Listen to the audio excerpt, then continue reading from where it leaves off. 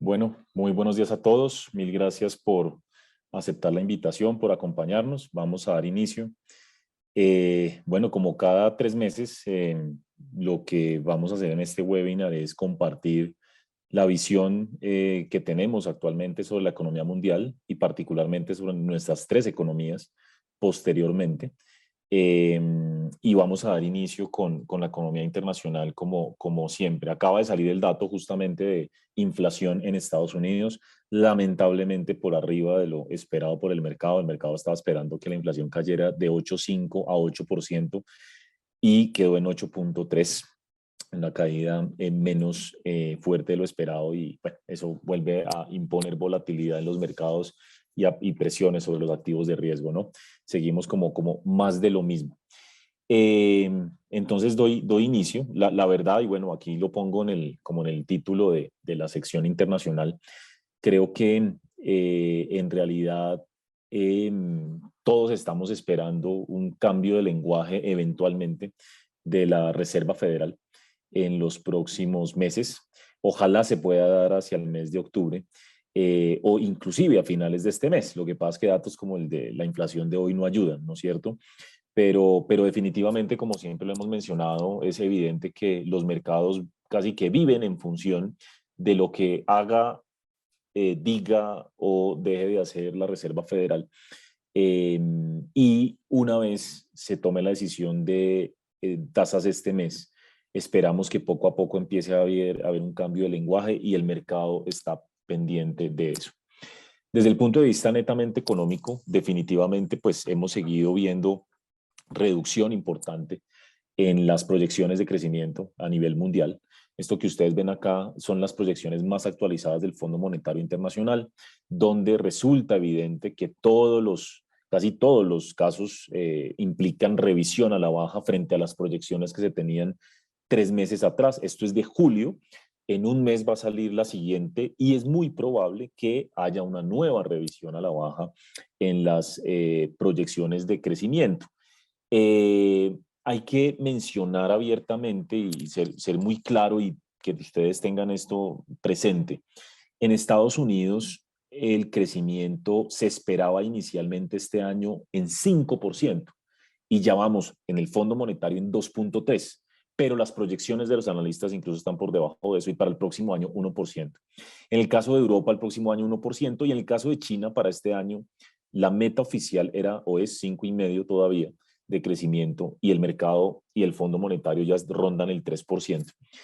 Eso es significativo, o sea, definitivamente quitarle 4 puntos porcentuales o 3 a Estados Unidos, 2 puntos o más a China, pues implica un cambio drástico en las proyecciones de crecimiento, y el próximo año pues también habría un enfriamiento de la actividad económica mundial. El mercado realmente ya está incorporando una recesión leve. Es básicamente lo que creemos que está haciendo, una recesión moderada, que no es profunda, que no es duradera. Y bueno, ahorita vamos a hablar de eso, pero ya el mercado se está preparando para ese escenario. Tal vez la excepción ha sido Latinoamérica, que ha visto incrementar sus proyecciones de crecimiento. En países como Brasil, México, en realidad todos los países, casi todos los países han visto sus proyecciones para este año crecer, y eso está explicado en buena parte por los mayores precios de commodities a lo largo de este año. Para el próximo año, sin embargo, se revierte esa tendencia y vamos a crecer menos. Obviamente, obviamente, y tal vez ustedes recordarán, si tuvieron la posibilidad de estar en nuestros webinars, yo en lo particular mencionaba que no había que tener muchos modelos ni ser muy inteligente, ¿no? Para decir que sí, o para pensar o pronosticar que si la guerra, el conflicto geopolítico entre Rusia y Ucrania, y estamos hablando de febrero cuando dijimos esto, marzo, si eso duraba mucho, vamos a entrar en recesión. No había que hacer muchos análisis, básicamente por lo que ese impacto implicaba para la inflación, para los precios de los commodities, para Europa, en un contexto de apenas estar saliendo de la pandemia. Justamente esta gráfica es bien interesante, muestra las tasas de interés en el mundo, cómo han tenido que salir a reaccionar agresivamente todos los bancos centrales en todas partes, ahí está Europa, Estados Unidos y el promedio de Latinoamérica, para enfrentar una alta inflación que claramente se ha visto fuertemente incidida por el conflicto geopolítico este año. Entonces, pues no hay ninguna duda de que estamos entrando en un periodo de desaceleración significativa. Allá atrás en esa tabla les mostraba que el Fondo Monetario espera que la economía norteamericana crezca este año 2.3 y miren lo que tiene ya el mercado, 1.6, y para el próximo año por debajo del Fondo Monetario también que tiene el 1%. Entonces, hacia allá estamos yendo. Desafortunadamente vamos en una desaceleración más rápida de lo esperado previamente, pero insisto que por ahora el mercado está considerando la posibilidad de una recesión no duradera corta, más dada por el ciclo económico de alguna manera. Europa, obviamente, en el foco, en el epicentro del problema, caídas significativas en confianza, en industria, que es lo que vemos acá, en el mismo sector servicios. Básicamente en Europa casi que lo único que está soportando la actividad es servicios por la reapertura de pues, total de las economías tras la pandemia, pero pues obviamente manufactura totalmente impactada por los problemas en las cadenas globales de valor. En este escenario, de todas maneras, Estados Unidos sigue mostrando una resiliencia importante y en términos relativos, pues claramente se ve mejor que otras economías de la región, perdón, del mundo. Hay algo bien interesante y es que, bueno, ustedes vieron la discusión o sigue estando la discusión de que Estados Unidos entró en recesión técnica porque se contrajo en el primer y el segundo trimestre de manera consecutiva, digámoslo, y en términos secuenciales frente al trimestre anterior. Y entonces eso configura una recesión técnica. Pero la definición más agregada de recesión involucra otros factores y en este momento Estados Unidos no está en recesión. Digamos, en su definición, insisto, más amplia, que por ejemplo implica que el mercado laboral se deteriore o por ejemplo que este indicador que muestra el PIB por el lado de los ingresos no ha caído. Entonces, realmente hoy Estados Unidos no está en recesión, aún es muy probable que entre en recesión ya en su concepto amplio en los próximos trimestres, pero por ahora sigue mostrando una fortaleza importante. Como digo, ese es el PIB por el lado del gasto, el que todos conocemos, es el PIB por el lado del ingreso, mostrando las fuentes de ingreso de todos los actores de la economía que generan el PIB y de alguna manera muestran todavía una resiliencia importante. Entonces, en este orden de ideas, Estados Unidos muestra fortaleza. Miren, por ejemplo, cómo está creciendo el crédito revolvente, crédito básicamente de tarjetas de crédito, cómo va el consumo. Y hay algo súper importante.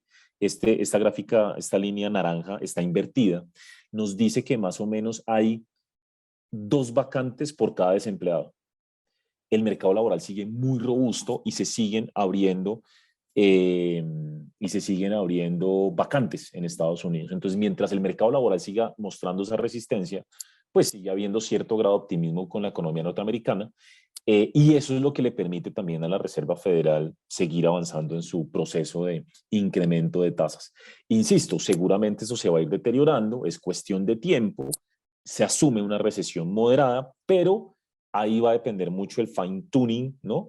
De la sensibilidad de la Reserva Federal para que justamente sea ese el escenario y no vayamos a tener pues un problema adicional en el futuro. Pero la economía hoy le da razones a la Fed para subir tasas, para seguir haciéndolo y eso pues poco a poco nos va a ir llevando a una probable recesión. Ahora, afortunadamente hemos visto desde el lado inflacionario una mejora particularmente en lo que tiene que ver con las cadenas globales de valor. Este índice, que es tal vez uno de los más interesantes, lo hace la Fed de Nueva York y muestra justamente, digamos, esto involucra los problemas logísticos, los costos de transporte, el tema de los semiconductores, digamos que de alguna manera todo eso está involucrado en este índice y la caída ha sido significativa, ¿no? Afortunadamente, esto va a empezar seguramente a trasladarse a menores presiones de costos y de precios en el mediano plazo. Eso es una maravillosa noticia. También han caído un poco los precios agrícolas, han caído los precios de energía desde los máximos observados en meses anteriores. Dicho eso, si ustedes se paran en el nivel actual, olvídense de los picos en el nivel, y echan para atrás, estamos en máximos históricos en la mayor parte de los casos. Entonces, por supuesto, eh, sigue habiendo presiones. Una cosa es que vengamos de lo peor, pero hoy todavía estamos muy altos. Entonces, de ahí que la inflación pues no caiga tan rápido. Y todos nos hemos venido ajustando a lo largo del año a la expectativa de una inflación en el mundo entero que va a caer algo más gradual. Ha habido buenas noticias, entonces, en general, con que parece que el pico de inflaciones ya se alcanzó en muchas partes, por ejemplo, en China y Estados Unidos, a pesar de que el dato hoy sorprendió al alza, pues el pico fue 9%, y hoy está en 8,3, entonces parece que el pico ya se alcanzó. La excepción es Europa, obviamente en el epicentro de la crisis, y ha habido buenas noticias, esto justamente salió ayer, y es una encuesta de expectativas de inflación de la Fed de Nueva York con una moderación significativa. Aparentemente, esto muy explicado por la caída en precios de combustibles que ha habido en Estados Unidos recientemente, y las expectativas son adaptativas, ¿no? O sea, los precios suben hoy y entonces todas las expectativas a un año, 2 años, 3 años suben. No debería ser así, pero así pasa. Las expectativas son muy atadas a lo que sucede hoy, y bueno, ya empieza a verse una moderación que nos da respiro y nos da algo más de tranquilidad. Dicho eso, otros indicadores, sobre todo los de muy corto plazo, muestran una cierta persistencia en la inflación, y se espera todavía una inflación muy alta al cierre del próximo año. Estamos hablando de inflaciones esperadas entre 4 y 5%, que es muy, muy alto para Estados Unidos. Y aparte de eso, vemos unos salarios que crecen de manera significativa en Estados Unidos también. Entonces, la combinación de todos estos factores con un mercado laboral fuerte, pues llevan a que la Reserva Federal, insisto en esto, tenga los argumentos suficientes para subir tasa de interés. Este ha sido el mayor error de pronóstico que hemos tenido. No, mentira, nos hemos equivocado tanto. Yo digo que a mí por ahí siempre dicen que los economistas nos equivocamos la mitad de las veces, y yo digo que ese 50% que dicen es benevolente con nosotros. La verdad es que usualmente nos equivocamos mucho, y esta vez sí ha sido pues la tapa de nuestros pronósticos, porque lo de inflación y tasas de interés se salió de todo control, de todo lo que hubiéramos podido pensar.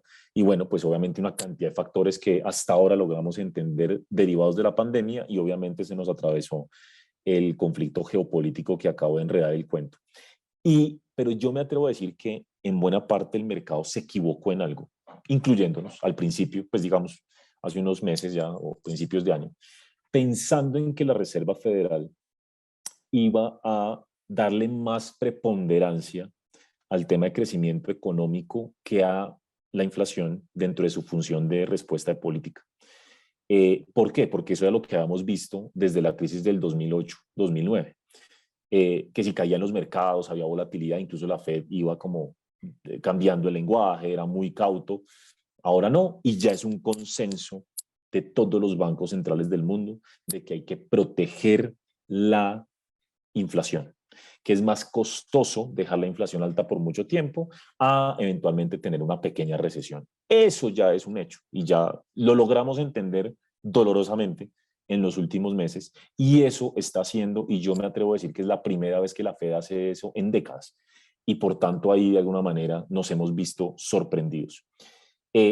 Con eso, las curvas han venido, las curvas de expectativas de tasas de la Reserva Federal, por ejemplo esta, que es la senda esperada por el mercado, han venido cambiando de una manera significativa. Alcanzó a caer hace un mes y medio, un mes más o menos, pensando que la Fed iba a cambiar el lenguaje en el famoso discurso de Jackson Hole, de Powell el mes pasado. No pasó, y ahora estamos aquí muy altos. O sea, nosotros hace un mes el mercado decía no, por mucho la tasa llegará a un 3,25, 3,50, hoy están 2,50. Eh, pero ahora dice que no, que el 4. Y hay miembros de la Reserva Federal que dicen, podemos tener que ir más allá del 4. O sea, está muy difícil el tema. Y eso ha llevado pues al mercado una volatilidad otra vez extrema. Hoy la tasa está en 2.50 y la probabilidad de que asigna el mercado a que la tasa suba 75 puntos básicos otra vez este mes es del 92%, o sea, ya está completamente descontado y estaríamos hablando de un 3,25 al cierre de este mes. Hoy con el dato de inflación reaccionan muy negativamente los mercados, particularmente el mercado de tesoros y el de renta fija, y ese mercado de tesoros mantiene una inversión de la curva que implica pues que el mercado efectivamente está descontando una recesión. O sea, hoy está pagando más un título a 2 años que el título de 10 años y eso solamente ocurre cuando el mercado le asigna una alta probabilidad de recesión a los próximos meses. Cierro con un comentario entonces un poco más de mercado pensando hacia adelante. Es bien interesante cómo ha venido cambiando todo estructuralmente. Hoy estamos viendo el peor comportamiento de los mercados de renta fija desde hace ya 14 años aproximadamente, desde el 2008. No veíamos comportamientos tan negativos de la renta fija y hace algo bien interesante. Esta gráfica resume cómo efectivamente ya casi no quedan títulos en el mundo con tasa de interés negativa. Recordemos que venimos de un mundo de tasa de interés negativa hace tan solo, aquí dice un año, año y medio, no, ni siquiera, hace nada, comenzando este año, y ya hoy básicamente no quedan muchos títulos con tasa de interés negativa. Eso demuestra cómo el mundo otra vez como que se está normalizando, ¿no? Desde pues tantos años con tanta liquidez, todas las tasas del mundo subiendo, las tasas de interés de los bonos y obviamente esto explicado porque hay menor liquidez. Esto que ustedes ven acá, la línea naranja, es el cambio anual de la liquidez global, de lo que inyectan los bancos centrales. Esto ya está negativo, se está recogiendo mucha liquidez y por supuesto el mundo compite por esa misma liquidez y las tasas se suben y los flujos hacia mercados emergentes caen. La verdad es que llevamos un buen tiempo ya con los flujos hacia mercados emergentes en niveles muy bajos. La correlación, por supuesto, es muy alta con los niveles de liquidez, así que dependemos de la Reserva Federal. Es algo que yo no me canso de decir, creo que llevo yo en lo personal 14 años diciéndolo.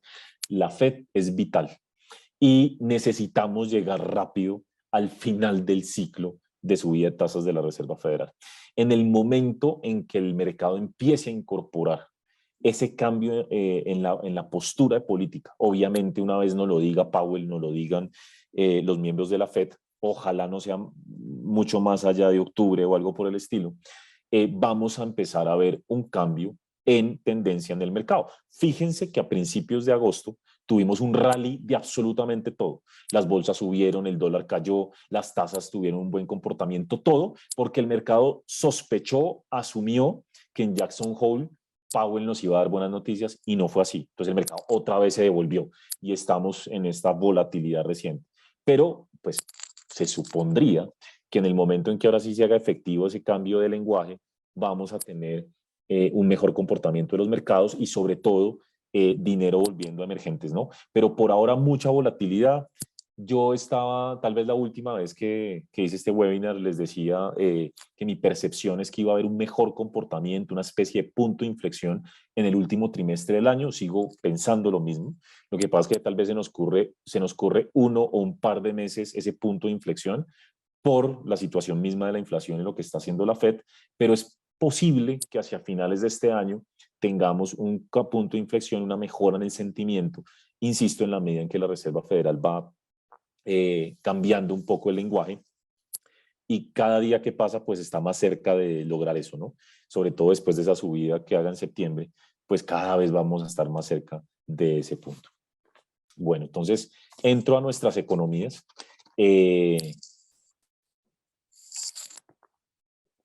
Aquí el título de Chile habla de un ajuste doloroso y nos referimos al tema económico por una contracción que esperamos de la economía chilena en todo el 2023. Ya hablo de eso, pero partamos con las buenas noticias, ¿no? Pues lo más importante que ha pasado en Chile, que además, en mi opinión, resulta un muy buen precedente para Latinoamérica, es el rechazo a la Constitución en el plebiscito de hace 10 días. Eso es una noticia muy positiva porque habíamos conversado mucho, hicimos muchos webinars con expertos de que esa constitución que se había escrito era neto negativa para la actividad económica, para la confianza, generaba mucha incertidumbre en términos incluso de derechos de propiedad privada. Fiscalmente podría ser un desastre realmente. Ahorita les muestro una gráfica que muestra eso. Así que en ese orden de ideas, el resultado fue muy positivo. De hecho, participaron, digamos, la participación fue histórica, un 86% del censo electoral participó y la victoria fue un 62% y por supuesto, cuando uno compara la gente que participó, la población que participó en ese plebiscito versus el plebiscito para determinar si se iniciaba o no un proceso constitucional, pues fue significativo. O sea, el mensaje claramente que se da en Chile es, sí queremos cambios, pero no así. No radicales y no refundar el país y de alguna manera no construir sobre lo construido. El mensaje es súper, súper, súper potente y de hecho el resultado estuvo por arriba de la encuesta más optimista acerca del rechazo en la Constitución. Entonces, definitivamente, una buena noticia. Y como digo, incluso puede ser un buen precedente para la región en la medida en que puede ser que todos los países quieran cambios y la población esté cansada de muchas cosas y demás, pero una cosa es eso y otra cosa querer refundar, mucho, destruir las columnas y las bases para volver a empezar de ceros, que era un poco lo que percibíamos con esa constitución en algunos temas puntuales. Fíjense cómo ha venido estando la confianza del consumidor y los empresarios en Chile. Realmente es trágico el comportamiento, muy negativo. Del lado del consumidor, por supuesto, muchos factores y uno grande es el tema de la inflación. Pero el caso de los empresarios, pues por supuesto, la incertidumbre política juega un rol determinante. Así que esa decisión de los chilenos ha sido tomada favorablemente, yo diría que por la mayor parte de inversionistas y por la mayor parte de analistas. Y si bien el proceso no está cerrado, pues lo que sí se esperaría es moderación. El gobierno, el Congreso van a definir el camino a seguir. Ayer un acuerdo inicial, preliminar, entre el oficialismo y Chile Vamos acerca de, sí, una nueva convención, pero metiendo expertos en el asunto. Y bueno, todo está por definirse. El tipo de, digamos, de estructura o proceso que se va a seguir, pero lo cierto es que sí creemos que se ha disminuido significativamente la probabilidad de cambios radicales en Chile y es una maravillosa noticia, aunque la incertidumbre va a seguir por un tiempo hasta que no haya claridad pues de lo que va a salir, las propuestas que ahora se van a hacer. Yendo al tema económico, como pusimos en el titular, pues va a haber un ajuste doloroso en el sentido en que la economía chilena se va a contraer el próximo año y se va a contraer, y no me malinterpreten, porque sobre todo los empresarios, esto es demasiado económico, muy duro, digamos, me refiero a que el lenguaje es muy duro económicamente hablando, pero probablemente Chile necesite esa contracción el próximo año. ¿Por qué? Porque viene creciendo de manera insostenida y por temas demasiado coyunturales, ¿sí? Como particularmente transferencias del gobierno a las familias y los retiros de fondos de pensiones. Eso elevó significativamente el consumo de los hogares, está en niveles insostenibles y en la medida en que claramente esas ayudas fueron netamente temporales y los hogares se tienen que ajustar a su realidad, pues va a haber una caída del consumo el próximo año, ¿no es cierto? Entonces digamos que eso es algo que ya el mercado prevé, el mismo Banco Central lo tiene claro, tiene una proyección similar de contracción de la economía el próximo año, incluso el mercado de renta fija, aquí lo vemos, también muestra la probabilidad de recesión porque la curva de renta fija está invertida. Y del otro lado, también los indicadores sugieren una contracción de la inversión, particularmente la inversión privada. Hay un gap de aproximadamente 7.000 millones de dólares entre la inversión esperada para ser ejecutada en total este año versus la que se prevé para el próximo año según el catastro de la Corporación de Bienes de Capital. estas caídas no son normales y reflejan claramente la incertidumbre que hay. Inclusive las encuestas del Banco Central a los empresarios, cuando les dicen, venga, pero usted ¿por qué no va a invertir tanto? Y demás, digamos que la principal razón es, vea, necesito más claridad en lo político. Y en cuanto a medidas no de económicas para poder tomar decisiones. Hoy por hoy, el sector minero, energético y inmobiliario son los sectores que más verían caer la inversión. Dicho todo esto, también hay que reconocer que, hombre, ojalá salga bien el tema del proceso. Claramente somos más optimistas después del resultado del plebiscito. Y por primera vez entonces, desde el 2019, creo que el sesgo es alcista. El sesgo es hacia que pase algo positivo con Chile, que tengamos eventualmente un crecimiento algo mejor, incluso el próximo año, en la medida en que la confianza se puede recuperar. Pero por supuesto, la incertidumbre va a seguir ahí y va a depender mucho de lo que, pues, de los acuerdos a que se logren a futuro. En el caso de inflación, bueno, yo de inflación no me detengo mucho en, en el concepto, digámoslo, porque el comportamiento ha sido muy similar en todos los países del mundo incluso. En el caso chileno, pues ha habido algo que es, digamos, más fuerte y es el impacto del gran consumo, ¿no? Es que cuando no le enchufan, yo estaba viendo el dato, es una barbaridad. Yo creo que eso bordeó ya como los 80.000 millones de dólares a los hogares a través de transferencias y retiros de AFPs. Solo AFPs fueron 50.000 millones. Eso es una barbaridad, ¿no? Entonces, claro, en la medida en que se consume mucho, pues la inflación se dispara. Y además tenemos pues los problemas de alimentos, de energía, todo lo que está pasando en el mundo. Entonces, hoy por hoy la inflación en Chile está al 14%, que es la más alta excluyendo a Argentina, que yo sepa en Latinoamérica. Así que, pues la inflación está muy alta, las expectativas de inflación están completamente desancladas. Siempre hemos dicho en Chile no es normal que las expectativas de inflación a 2 años estén fuera del 3% de meta, y miren, esto está supremamente desanclado. Así que el Banco Central pues ha tenido que subir la tasa de manera significativa, hoy está al 10.75%, y el lenguaje del Banco Central de alguna manera cambió hacia el lado más dovish, poco más laxo en la última reunión de política, en el último informe de política monetaria, y, digamos, envió el mensaje de que puede dejar la tasa ya donde está. Es posible, digamos, todavía cabe la posibilidad de que suba la tasa, ahora un poco más. El banco se volvió data dependiente, va a ir reunión a reunión decidiendo qué hacer, digamos, siempre lo hacen así, pero antes era mucho más claro que tenían que seguir subiendo. Ahora ya está en un nivel tal que, con recesión a la vista en Chile, de hecho ya se confirmó la recesión técnica, pero con una recesión más amplia y una contracción esperada en el 2023, el Banco Central prevé o piensa que puede estar ya en la tasa que le resulta adecuada para controlar la inflación.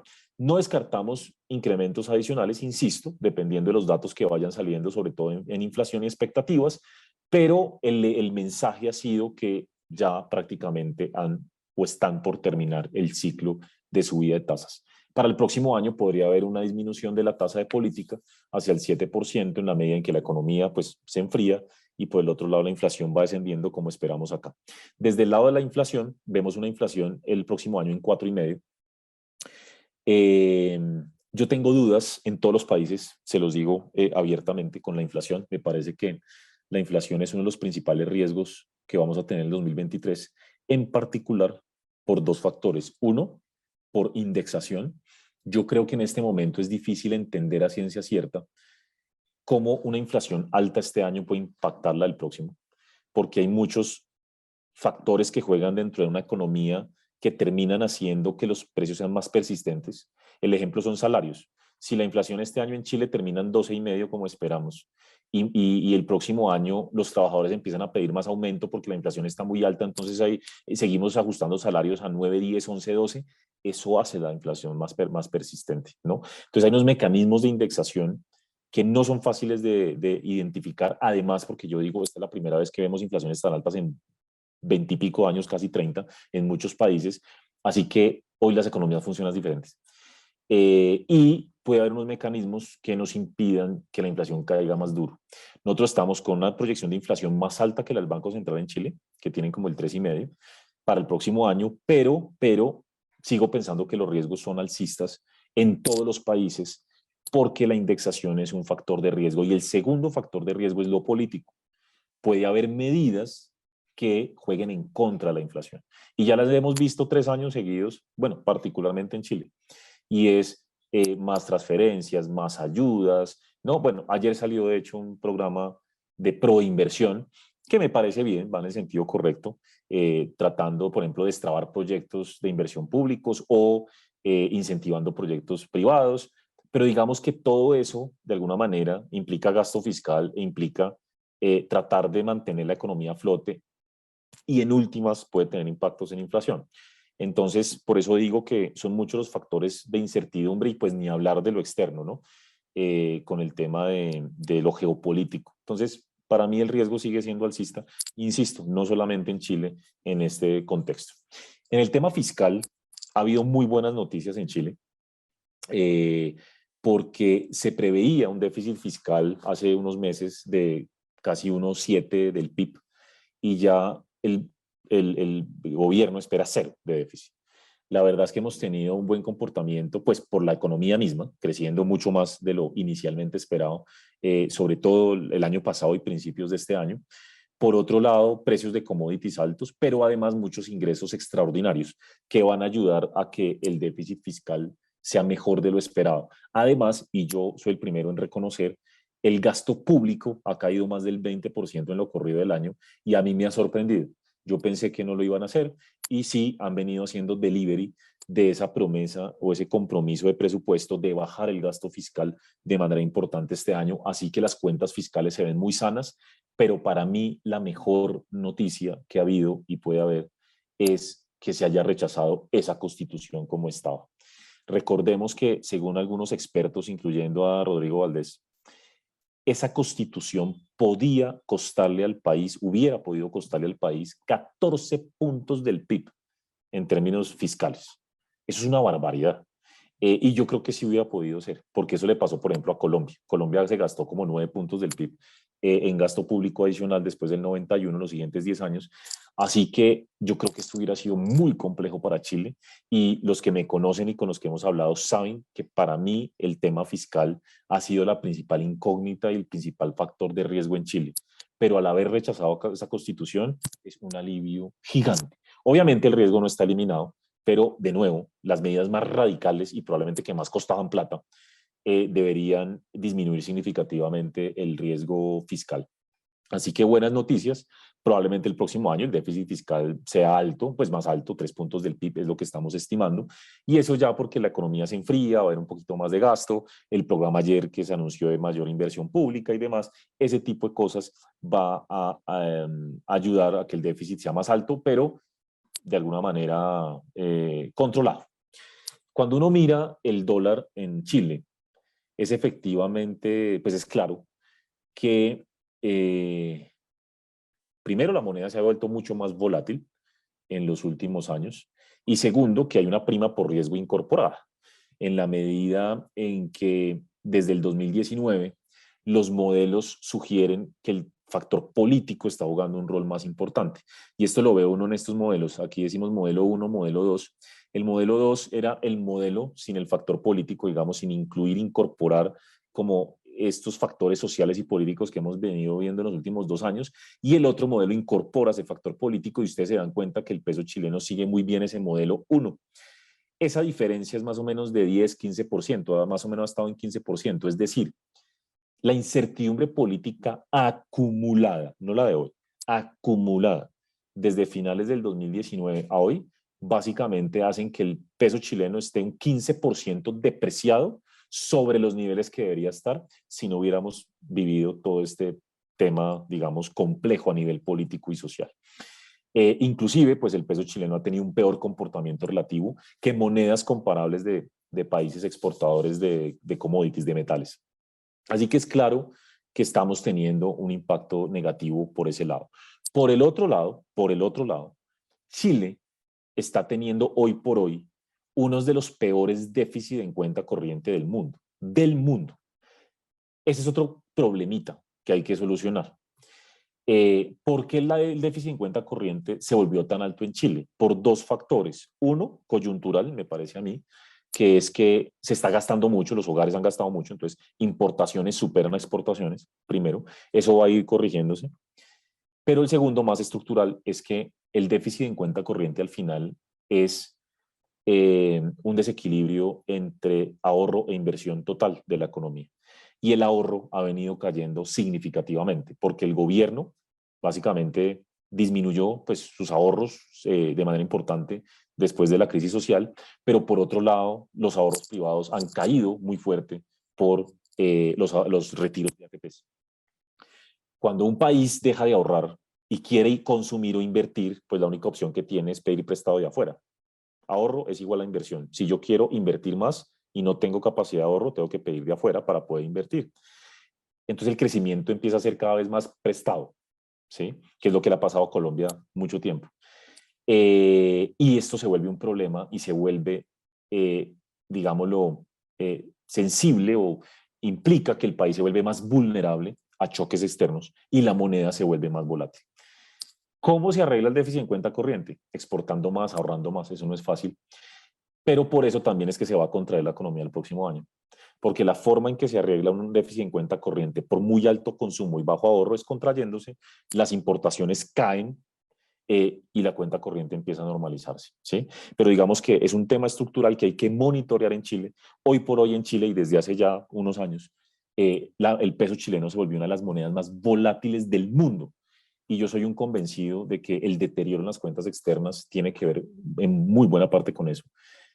Así que Chile está muy volátil. Justo me llega un mensaje en este momento en nuestra mesa que dice, hoy el peso chileno es la moneda con peor desempeño en la región, ¿sí? Se volvió muy volátil. Obviamente, en la medida en que el contexto político mejore aún más, deberíamos empezar a ver una también mejora en el comportamiento de la moneda y menos volatilidad. Con todo, nosotros creemos que actualmente el peso chileno incorpora una prima como de 80 pesos, una prima de 80 pesos por riesgo político, y creemos que esa prima por riesgo se debería ir desvaneciendo en la medida en que haya, ojalá, consensos políticos y acuerdos, y eso va a ser bastante positivo a futuro. Y por tanto, creemos que el dólar podría cerrar este año, estar en la primera parte del próximo año hacia alrededor de 8.60 y la tendencia podría continuar el próximo año. Tal vez no lo mencioné, de hecho se me olvidó mencionar a principios de la presentación en la parte internacional, que el próximo año podría haber un punto de inflexión también en el dólar, que está muy fuerte, muy apreciado. Podríamos empezar a ver una gradual depreciación, de pronto no muy marcada, pero sí un cambio de tendencia gradual, y eso también podría ayudar a nuestras monedas. Recordemos que Chile presentó una reforma tributaria. Yo digo que las reformas de Chile y de Colombia son muy parecidas en su concepción, digamos, lo que busca. Básicamente es aumentar tasas de tributación efectiva a personas de más altos ingresos, un impuesto al patrimonio para grandes fortunas, diría yo, porque estos niveles son muy altos, mayores impuestos a los dividendos, a ganancias de capital, etcétera, etcétera. Y desde el lado de personas jurídicas se disminuye el impuesto corporativo, pero se pone un impuesto de 2%, digamos, se compensa para inversión y desarrollo.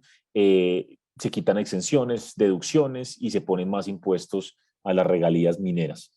Esa concepción es muy parecida, digo, a lo de Colombia. Incluso en algún momento hubo un chisme de que habían hablado los dos gobiernos para hacer reformas parecidas. Eso como que no es cierto. Pero en su concepción son bastante similares. La reforma en Chile es muy ambiciosa. Estamos hablando de 4 puntos del PIB al 2026. Digamos que el 2023 el impacto no es tan fuerte, ya después sí empieza a subir significativamente. Y yo en lo personal no conozco ninguna reforma ambiciosa que no derive en un impacto sobre el crecimiento económico, ¿sí? Entonces yo creo que hay que tener cuidado con esto. Me parece excesivamente ambiciosa la reforma tributaria. Y además, esto apenas representa la mitad de lo que el presidente Boric dijo que quería gastar con su plan fiscal de campaña. O sea que hay que tener mucho cuidado con las cuentas fiscales de todas maneras. Insisto, ha habido mucho mejores noticias recientemente, pero este diálogo está abierto. Afortunadamente, pues el gobierno y sobre todo después del plebiscito se ha mostraba a favor de hacer cambios y de negociar cambios en la reforma. Ayer ya empezaron a darse algunos cambios, pero igual es muy ambiciosa y hay que monitorear esto muy de cerca para que no vaya a tener un impacto negativo, porque de nuevo, 4 puntos del PIB me parece excesivo. Eh, pero bueno, digamos que a esperar a ver qué sucede en la discusión.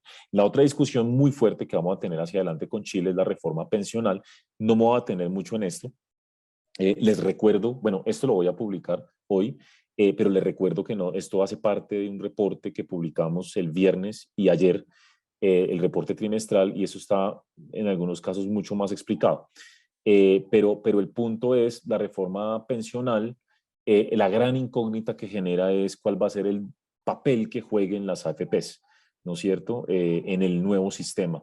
Recordemos que se busca aumentar la contribución por parte del empleador del 10 al 16%, y ahí digamos que va a haber discusiones acerca de quién exactamente va a gestionar esos nuevos recursos, cuál va a ser el rol de las AFPs dentro del 10% que hoy se cotiza sobre pensiones y que hoy, pues, por supuesto, manejan las AFPs. Entonces, esto va a ser algo muy importante, sobre todo para el mercado de capitales, en un contexto donde se han perdido 20 puntos del PIB de valor de las AFPs en los últimos años tras los retiros.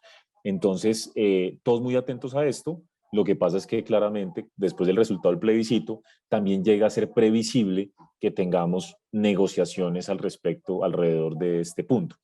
Inclusive, el gobierno pensaba presentar la propuesta de reforma pensional antes del plebiscito, decidió aplazarla, dijo la siguiente semana después del plebiscito, y hasta ahora está en stand-by. Obviamente, es muy complejo en un contexto como el actual salir a plantear cosas que de todas maneras parecen radicales. Fíjense cómo la gente de alguna manera rechaza hoy ya en mayor medida que se metan con su dinero en los fondos de pensiones. Al final la gente en Chile se dio cuenta que las AFP sí tienen el dinero ahí, que es su dinero, que lo manejan bien. Ahora una reforma como estas que básicamente busca marchitar, casi acabar las AFPs, pues probablemente es demasiado radical. Entonces habrá seguramente unas discusiones importantes y grandes alrededor de este asunto y yo creo que ya han comenzado. Entro a Colombia. Colombia es un poco más enredado, pues porque estamos arrancando un nuevo gobierno y todo está por definirse, todo absolutamente. Entonces apenas llevamos 30 y qué, 35 días de gobierno, 36 hoy de gobierno, pero digamos no hay claridad en muchas cosas, ¿no? Como es de esperarse. Entonces todos los ojos están puestos en las reformas, propuestas, medidas del nuevo gobierno, el gobierno Petro.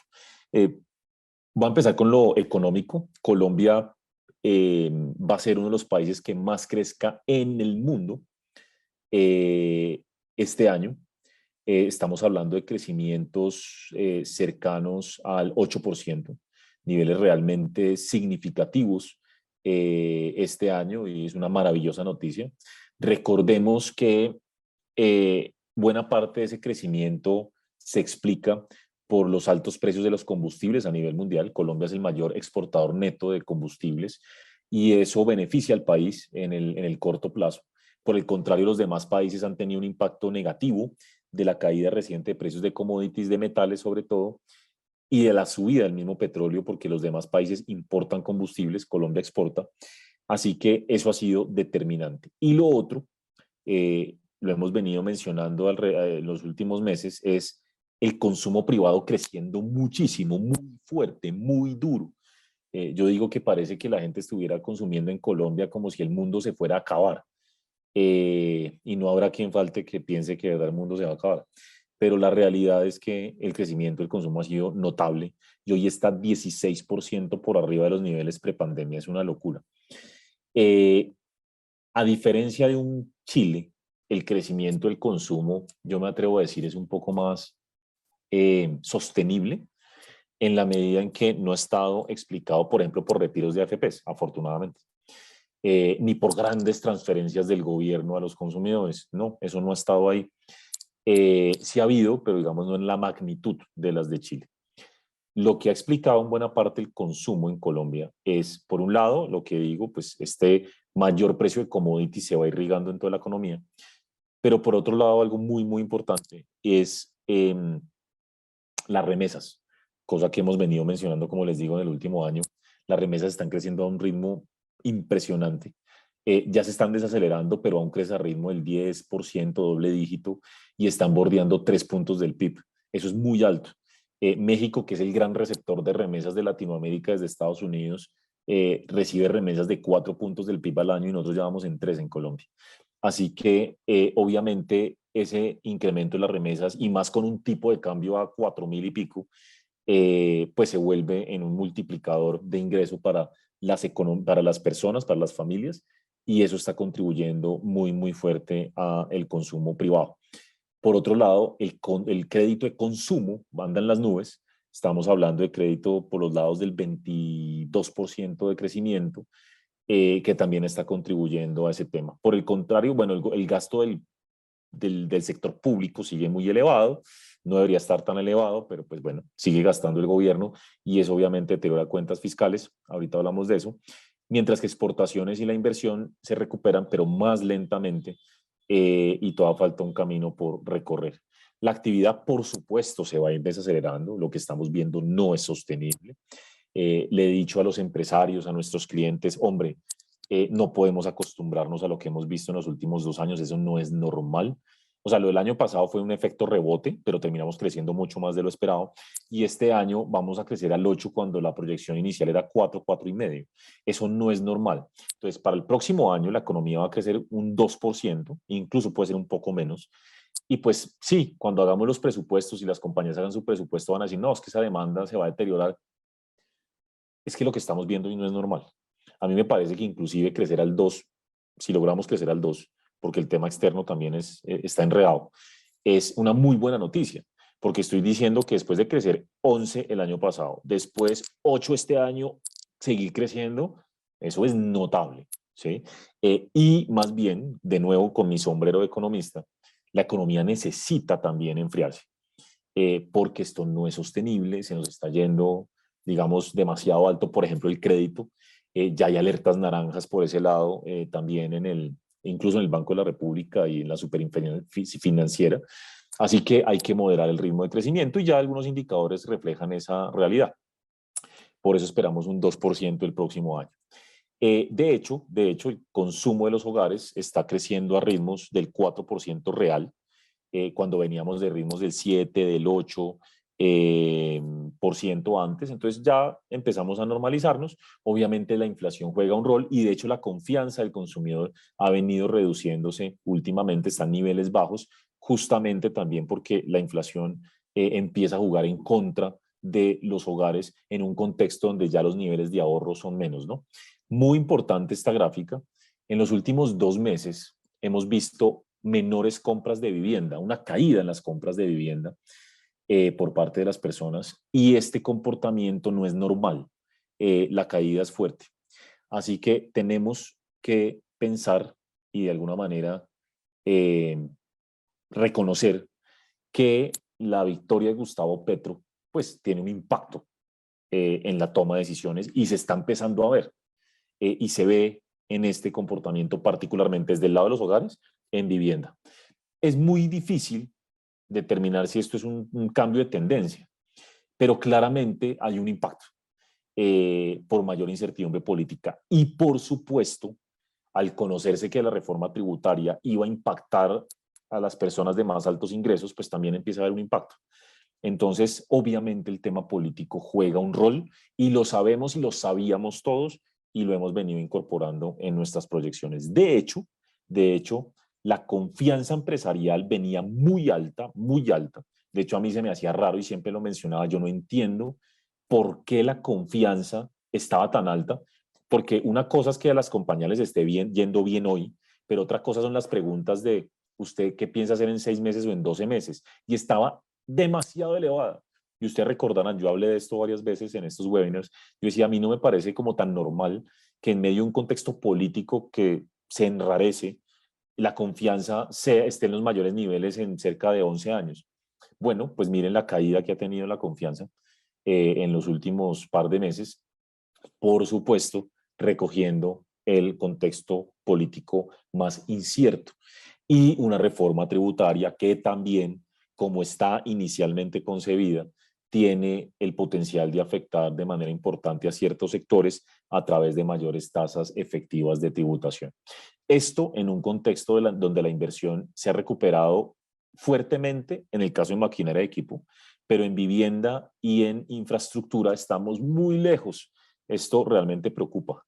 Estamos en 30% por debajo de los niveles prepandemia y aquí al gobierno le va a tocar hacer un esfuerzo grande para poder elevar esos niveles de inversión, porque como mostré ahorita y según este gráfico también, la inversión total todavía está por debajo de niveles prepandemia.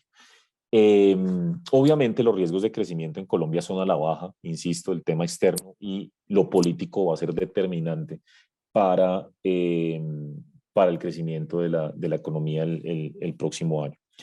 Con inflación, no me detengo mucho. El factor más importante, digamos, no me detengo en lo que ha pasado, me detengo en lo que va a pasar y que nos preocupa. Como lo dije también con Chile, el factor que más va a permitir o que más va a incidir en que la inflación pueda caer el próximo año es alimentos. Esto está en unos niveles ridículamente altos. De hecho, no sé qué está pasando con alimentos, se los confieso. Tenemos que averiguar qué es lo que está sucediendo, particularmente porque venía ya reduciéndose y volvió a acelerarse ahorita en agosto. No tiene mucho sentido. Y hay una correlación muy fuerte entre fertilizantes, el precio de los fertilizantes en Estados Unidos y el precio de los alimentos en Colombia, tiene sentido. Y esto ha caído bastante, pero no vemos toda la reacción de alimentos. Ahora bien, va a llegar tarde o temprano y esto va a ser la principal fuente de desinflación de la economía colombiana. Ahora bien, dos cosas que preocupan mucho. Uno, salario mínimo. Esas discusiones pues van a empezar pronto. Y aquí yo siempre hablo, y perdón aquí, y siempre que yo hable de política, y haré siempre el disclaimer, por favor, es Daniel Belandi, no es Credicorp Capital, no son mis jefes, yo hablo por mí mismo, nadie me representa, y yo no represento a nadie más bien. Y voy a hacer un par de comentarios aquí.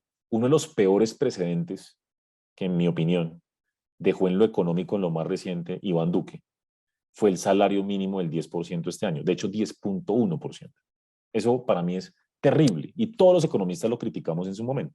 Por supuesto, tenía una justificación política que al final no funcionó, pero tenía una justificación política. Nunca en este país se había subido el salario real más de 4 puntos. Subió 4 puntos, 4.5%, el salario real. Eso nunca había pasado desde que existe el salario mínimo en Colombia. Eso es un pésimo precedente, no solo porque pues, en parte explica por qué la inflación está donde está, 10.80, sino porque ahora, con el nuevo gobierno, pues hay más elementos para discutir un salario alto. Entonces, ¿cuál es nuestra preocupación? Es si Iván Duque, de derecha, subió el salario mínimo 4.5 real, si la inflación este año cierra al 10,5, 11, que es lo que estamos esperando en Colombia, ¿cuánto va a subir el mínimo en el 2023? ¿Cuál va a ser la propuesta del gobierno? Para que ustedes se hagan una idea entonces, si sube lo mismo que Iván Duque en términos reales, 15. De eso estamos hablando en este momento. ¿Sí? Entonces, esa es una preocupación.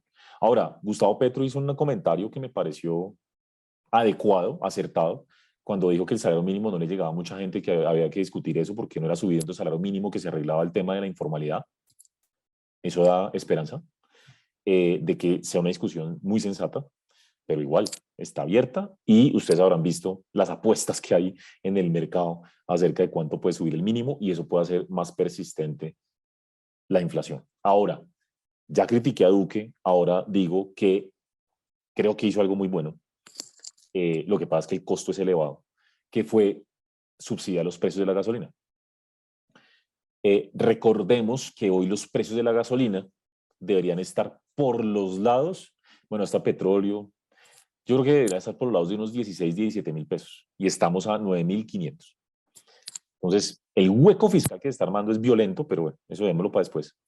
El punto es que yo no me imagino este país qué estaría pasando en este país con gasolina 17.000. Entonces, yo creo que eso fue una buena alternativa. Lo que pasa es que no puede durar para siempre. Entonces, ya el mismo gobierno anunció que iban a empezar a subir los precios de la gasolina. Y por supuesto, en la medida en que eso se haga, va a ser otro factor que empuje la inflación el próximo año, que no la deje caer tanto. En conclusión, vemos una inflación cerrando este año entre 10,5 y 11 y el próximo año 6,5. La caída principal de la inflación el próximo año se da por alimentos, pero 6,5 sigue siendo muy alto, porque la meta es 3. Entonces 6,5 es una barbaridad. Otra vez el banco no cumple meta con todo y que suba tasas, ¿no? Entonces aquí estamos dando el mensaje de que la inflación va a seguir siendo alta. Que el riesgo es a que se hace un poco más alta, sí, pero eso va a depender, como lo pongo bien en esa lámina, de las políticas públicas, de hasta dónde llega el eventual incremento de precios de gasolina y hasta dónde llega el precio de el incremento del salario mínimo. La energía ha venido subiendo fuerte, entonces allá hay un debate en Colombia. ¿Qué hacer con las tarifas de energía eléctrica? Yo entiendo que las empresas ya están hablando con el gobierno porque esa es otra fuente muy grande de inflación y habrá que esperar qué sale de esas conversaciones porque pues eso podría ayudar del otro lado a que la inflación no suba más. Pero en fin, son decisiones políticas en buena parte lo que estamos hablando acá de inflación, porque si fuera por puro ciclo económico, la inflación sería más bajita en el 2023. Esa digamos, es como la realidad. En lo fiscal, bueno, esta es la reforma tributaria. Obviamente la reforma tributaria tendría impacto económico, a pesar de que se diga que no, siempre tiene, sobre todo si la reforma es muy ambiciosa. Estamos hablando de casi 2 puntos del PIB, como está originalmente concebida. Las personas naturales se llevan 0,6 de la reforma del PIB y las personas jurídicas, entre los impuestos normales y los que van ligados a commodities, se llevan más que las personas naturales, terminan pagando más, ¿sí? Entonces realmente el sector empresarial podría salir perjudicado. Yo creo que esto ya se ha debatido mucho en el país eh, y por tanto nosotros sí creemos que va a haber un efecto neto, algo negativo de la reforma tributaria sobre el crecimiento. Lo que pasa es que la mayor parte del recaudo tributario se va a destinar a gasto social y eso pues compensa en parte lo que gastamos los que vamos a pagar más impuestos, ¿no es cierto? Entonces digamos que ahí se combinan esos dos factores. Dicho todo esto, pues los ponentes de la reforma en el Congreso han venido mencionando que el gobierno probablemente se baje de este monto y que ya sea más cercano a los 16 billones de pesos. Eso no es oficial, pero yo creo que hacia allá podemos ir. 16 billones de pesos sería alrededor de 1 punto del PIB, que ya es el promedio de recaudo de las reformas tributarias del pasado. Y por ahí podemos ir y entonces el impacto no sería tan negativo. Ahora bien, las cuentas fiscales siguen siendo un chicharrón gigante, muchas preocupaciones con las cuentas fiscales y yo creo que así lo ha dejado ver el ministro Campo. Este es el déficit de estabilización de precios de gasolina. Eso no entra en el déficit fiscal, pero es una deuda que tiene el gobierno. Entonces al final termina entrando cuando se paga el déficit. Toca meterlo en la parte del gasto una vez se paga. Y en ese orden de ideas, realmente el déficit no es, como dice el ministro, de alguna manera, los 5,6 del PIB que se esperan para este año, sino casi 8%. Así que este tema, sobre todo de gasolina, sigue siendo un tema complejo. La reforma tributaria, pues vamos a ver cómo la reparten, la distribuyen, porque ese es el aspecto tal vez más importante para los mercados. Es, listo, usted recoge 1 punto del PIB, dígame cómo lo va a recoger, listo, pero cómo se lo va a gastar. Porque este país necesita no solamente más gastos, seguramente en lo social, inversión pública y todo, sino que requerimos recursos para disminuir la deuda pública. Entonces, más allá de cómo lo recaudo, es cómo me lo gasto. Y bueno, eso en los próximos días, semanas, va a quedar más claro con el presupuesto de la nación. Entonces, yo creo que esto ya lo he mencionado, esto es básicamente la misma foto de Chile, pero en Colombia, como personas naturales aumenta impuestos, personas jurídicas el efectivo también, impuesto a los dividendos, impuesto a las ganancias de capital de acciones, por primera vez se propone eso, impuestos saludables, y impuestos al sector de commodities, a exportaciones de petróleo y minería. Todo esto va a tener un impacto negativo eventualmente en la economía, dependiendo del monto final, por supuesto. Y por el otro lado, obviamente, desde nuestro mercado estamos muy preocupados por el impuesto a los dividendos y el impuesto de ganancias a las ventas de acciones, o sea, capital gains, o ganancia ocasional en Colombia. Pero también hay que decir que el gobierno ha mostrado disposición a analizar y eventualmente modificar las propuestas sobre esto puntualmente, sobre lo de dividendos. Y hay un tema que preocupa mucho que es doble tributación, lo mismo en Chile está pasando, y ahí los gobiernos están dispuestos a mirar el tema. Así que al final esperemos. Yo digo que aquí nos damos lapo y nos estresamos y analizando la reforma de arriba abajo, cada punto de la reforma inicial, y esa vaina nunca sale, pero ni parecida. Claro, habrá puntos que sí, pero otros los cambian radicalmente. Entonces, esperemos a ver qué pasa. Obviamente el resultado final va a ser muy importante. Y yo quiero dejar un mensaje aquí, y es que acuérdense que una famosa, reputada firma de abogados sacó un reporte antes de, y estoy diciendo acuérdense colombianos que están en el webinar, sacando un reporte diciendo que uno de los puntos que podía incluir la reforma tributaria era impuestos a las salidas de capital, a las utilidades de empresas y a remesas. Yo la verdad no sé dónde sacaron eso porque a mí me empezaron a preguntar, a bombardear, y créanme, por favor, créanme cuando les digo que cuando el dólar se fue a 4.700 en ese momento, en esa semana, había chismes y rumores de este tema. Ahora, no porque lo diga esa firma de abogados, no, yo no sé de dónde salió el chisme, pero dio vueltas y vueltas y que iban a ponernos impuestos a la salida de capital a la Argentina. Bueno, eso afectó al mercado. Lo cierto es que nada de eso vino, y eso es una muy buena noticia, ¿sí? También hay que decirlo porque pues había un miedo a que la reforma tributaria tuviera elementos, digamos, distorsionantes desde el punto de vista del modelo económico. Eso de petróleo probablemente sí exportaciones, pero eso lo están haciendo otros países. Eh, y lo otro que sí les quiero decir abiertamente es que yo le digo a todos los clientes, si ustedes cierran los ojos y se olvidan que Gustavo Petro está como presidente y les ponen esta reforma sobre la mesa, ustedes no distinguirían si lo presentó un gobierno de derecha o de izquierda. No lo distinguen. Y desde ese punto de vista es buena noticia, porque esta reforma es más de lo mismo. Nosotros ya estamos curtidos de reformas cada año, cada 2 años en Colombia, y esto es más de lo mismo. Lo único, insisto, es eso de exportaciones, de impuestos a las exportaciones de commodities, eso lo van a revisar, y tampoco es que sea algo ahora tan inusual en el mundo. Con respecto a dólar en Colombia, eh, nosotros pues hemos visto que la moneda es la más depreciada del mundo desde junio, eh, y obviamente creemos que está incorporando riesgo político, ¿no? Aquí mi mensaje es seguir haciendo, miren, yo veo el dólar como una prima por un seguro. Eh, si un inversionista, un cliente, tiene que tomar decisiones de comprar dólar por X o Y razón, o quiere diversificar portafolio y ya tiene la decisión tomada, yo la verdad ni miraría mucho el nivel del dólar al que lo está comprando. Y esto suena, pronto hasta muy duro, porque me van a decir, no, pero es que 200 pesos es una diferencia, una cantidad de plata, millones. Sí, yo lo entiendo desde el punto de vista financiero, pero hay que reconocer que el riesgo sobre el dólar es asimétrico, asimétrico.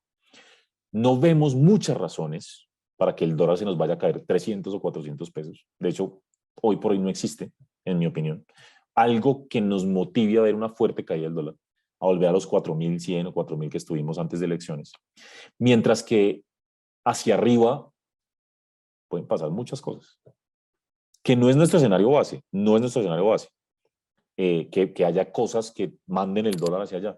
No, pero de nuevo, el riesgo es asimétrico. Es más fácil un dólar trepándose 300 pesos más que cayendo 300 pesos. Así lo leemos. Entonces, más que el nivel del dólar, es dólar como refugio, dólar como diversificación. Tratar de agarrar acá el mínimo del dólar, o como muchos me han dicho, va a esperar que caiga Pero ¿esperar qué? Es que esa es la pregunta. ¿Qué vamos a esperar? Yo digo hoy puntualmente, yo digo que el dólar puede caer por temas internacionales. Es lo que más nos puede ayudar. Pero por ahora, y con el dato de inflación de hoy, no se ve. De hecho, creo y percibo que el dólar debe estar subiendo durísimo hoy, por el dato que salió y por lo que me dicen de Chile. Pero por otro lado, en lo interno, yo les voy a decir abiertamente, ya lo voy a mencionar con el tema político. Petro ha dicho, yo no me quiero reelegir. Petro ha dicho, voy a respetar los poderes. Petro dijo, voy a respetar la democracia. Petro dijo que no va a hacer un cambio constitucional. Gustavo Petro dijo que va a respetar la propiedad privada y el dólar no cae. O sea, el presidente ya ha dicho lo que la gente quiere escuchar, el mercado, y no ha caído el dólar. Entonces, mi pregunta ha sido, ¿qué tiene que hacer Petro para que caiga 300, 400 pesos de aquí a diciembre el dólar? No lo veo. No lo veo pasando, sinceramente. ¿Sí? Entonces, el riesgo es asimétrico para el otro lado. Porque más bien si se dice algo que no guste, una reforma que no sea amigable, lo que sea, sí nos puede empujar el dólar arriba. Entonces, yo lo veo como un seguro, más allá de cómo lo compro y si va a bajar, me parece muy difícil coger esos niveles, porque, de nuevo, estamos inmersos en un tema político y yo veo esto como un seguro, de alguna manera, hasta que haya mucho más claridad. Obviamente, una cosa que sí preocupa marcadamente es la propuesta de transición energética, porque miren que en el primer semestre de este año el 30% de los flujos de inversión extranjera entraron a minería y petróleo. Entonces, por supuesto, cualquier anuncio ya definitivo que no nos guste, que no le guste al mercado, quiero decir, que ponga en riesgo las exportaciones futuras o los ingresos fiscales futuros, nos le va a pegar al dólar. Entonces, para mí, tal vez esa es la principal razón por la que el dólar está a 4.400, 4.500. El tema de transición energética, no tener claridad de eso. Y eso no está cerrado y no sabemos cuál va a ser la definición eh, final del gobierno. Así que por eso les digo, los riesgos son asimétricos, preferimos ser conservadores. Estamos trabajando con 4.350 para cierre este año, 4.200 el próximo año. Eso asume que no hay cambios radicales al modelo económico, es nuestro escenario base. Esperemos que así sea. Va a haber reformas, modificaciones a muchas cosas, pero no esperamos, digamos, cambios radicales. Ese es el supuesto, pero pues es un supuesto. Entonces, nunca había pasado en Colombia que los primeros 100 días de un gobierno fueran tan relevantes. Y eso es lo que vamos a transitar los siguientes días y semanas para poder tener más claridad de qué se nos viene realmente en el gobierno de Gustavo Petro en los próximos años. Como les digo, Petro, no me voy a detener en esto ya y lo hemos escrito y lo hemos mencionado, Petro dijo que iba a respetar la Constitución, los poderes, la propiedad privada, el modelo económico, que va a buscar el modelo capitalista. O sea, ha dicho en general lo que la gente quisiera escuchar, pero pues obviamente el mercado aún no reacciona hasta no ver, no creer, ¿no? Creo yo, todo el mundo está actuando en ese sentido, pero pues va a pasar tiempo antes de que veamos cosas más puntuales.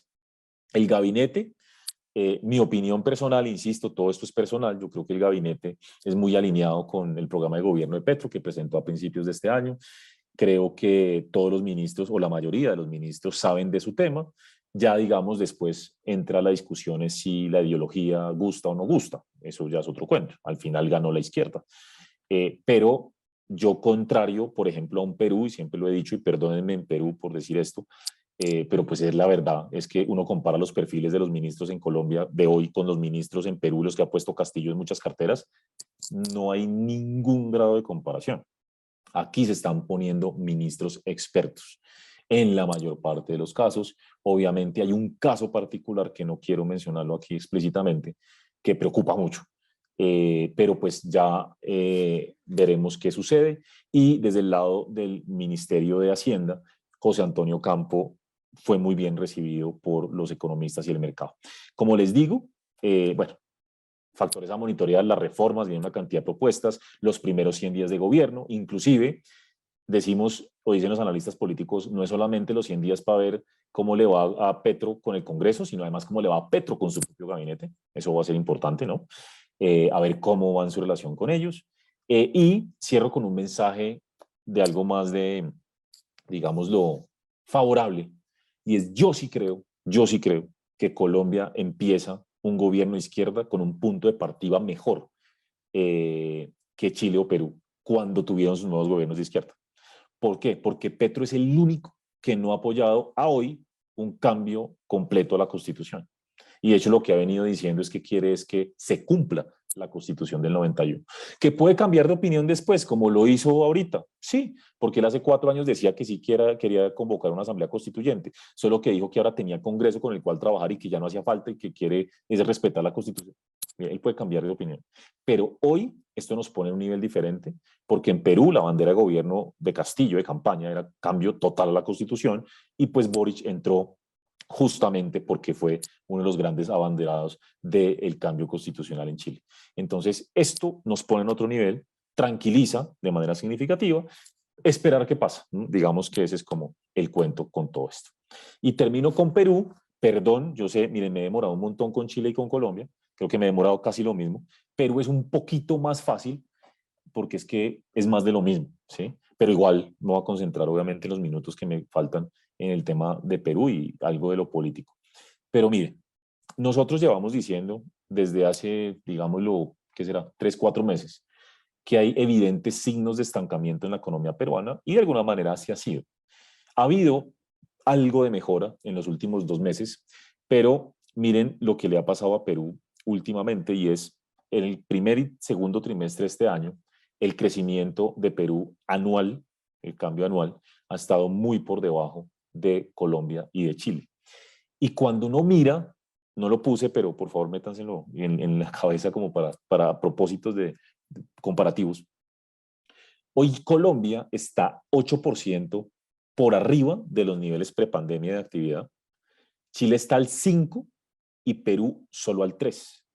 Y Chile venía del 8, solo que ya se está corrigiendo. Entonces, de hecho como el 9. Entonces Perú va muy lento, muy, muy lento.